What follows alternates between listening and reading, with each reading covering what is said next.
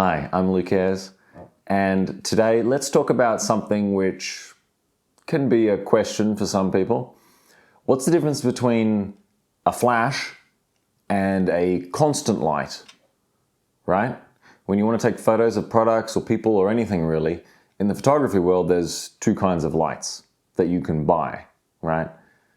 First one is a flash. This is an example of a flash. And every time you've seen a professional photographer at work, you will see this thing flashing. It turns on just for a second when the photo is being taken, and then it turns off again. Okay? That's a flash, all right? The other kind of light would be this, for example. This is what's called a constant light. It's called a constant light because unlike a flash, this light is constantly on when you turn it on. You get it? So if I turn this on, oh, hello. It's constantly on. It stays on the whole time, all right? Whereas this one, it just flashes. I don't know if you can see that, but it's flashing and it's really bright. What's the difference between these two? And which one is right for you?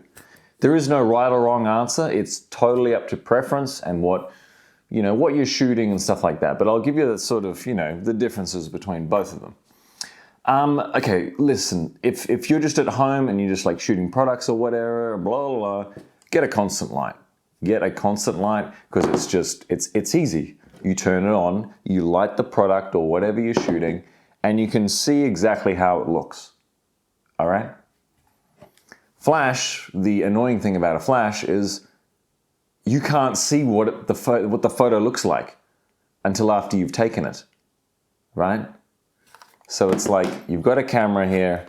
Another thing with a flash is, well, you got to somehow connect it to the camera. So you can, sometimes there's like a wire you can connect, or you can get like a little trigger thing that goes on here, and then it will wirelessly shoot the thing when you press the button to take the photo. All right? But then with the flash, you can only see what the light actually looked like when you look at your photo afterwards.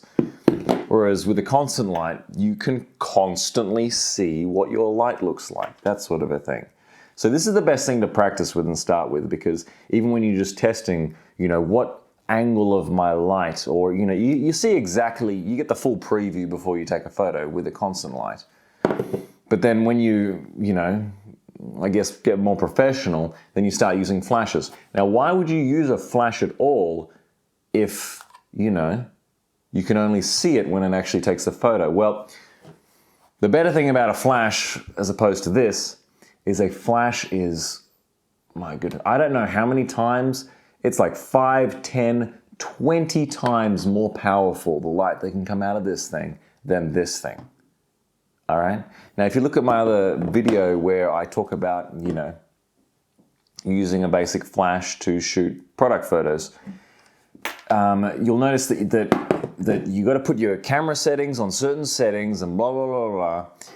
And when your camera settings are, say, if the aperture, the hole in your lens is very close, it's only letting a little bit of light. And so literally if you use a constant light in that situation, it's not bright enough. It's not bright enough to be seen in the photo. Hence why you use a flash, because although you'll only see it in the photo, it's super bright. It's super bright. And there are many different types of flashes. This is just one. This is sort of a beefy one. It's got more, power than the, normal little flashes that you see. And then there are all different sizes. You get the big studio flashes that the professionals use. And it's like massive, And really the only difference is power level. It's really like this thing it's got a brighter bulb, it's got chunkier, fatter batteries, these sorts of things. If you're paying more for a flash, you're just getting more power. That's the most important thing. All right? Another thing that people, if we just talk about lights in general, like another thing is, and people just nerd on about this stuff, honestly. It's kind of like, why do universities get like a bad rap? It's because they nitpick the details when you don't need to know it, okay? Like you might get some lights, whether it's flash or constant, and they advertise, well, this has got perfect color accuracy, or this has got the most perfect white light to it, I used to get obsessed in this stuff and think, oh, you know, if I got to get this particular brand because basically, you know, I'm not going to get that perfect white light that, you know, I want. And then I look at the behind the scenes of a photo shoot or whatever, and the guy just says, oh, I just turned on the table lamp. That's how you waste your life, okay? So don't worry about the nitty-picky details. You've got differences here. You know, there are many different brands that make many different constant lights and flashlights, all right? There's different powers. Some of them have different color features, you know.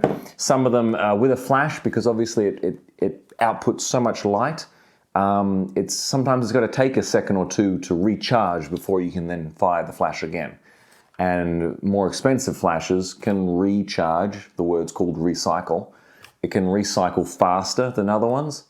But really, that's all you're paying. That's all you're paying for. You're paying for how powerful it is, how fast it can recharge, and how good it looks in a car. Do you get it? So constant light, flashlight. This one's more powerful, but you can't get a preview of what it actually looks like. It's a preference thing. So play around. I would personally recommend, if you're just, you know, doing product shots at home and stuff like that, get yourself a constant light. And don't even get this thing. I mean, this is pretty cool, you know, and it gives you options to change colors. But really, go onto the internet, go onto Amazon, eBay, whatever, search softbox light, you know, and you're going to get this bulb, and you're going to get this soft box that goes around it, which helps to make the light softer, which I talk about in other videos. Get that. It's like $50, $80. And the light, for all intents and purposes, is the same as something you would spend $1,000 or $2,000 on. Okay? All right? People buy fancy cars because they're trying to compensate for something. You don't need to compensate with nothing with these things. Anyway, that's just my 2 cents, okay? Hope that makes sense and hope it helps.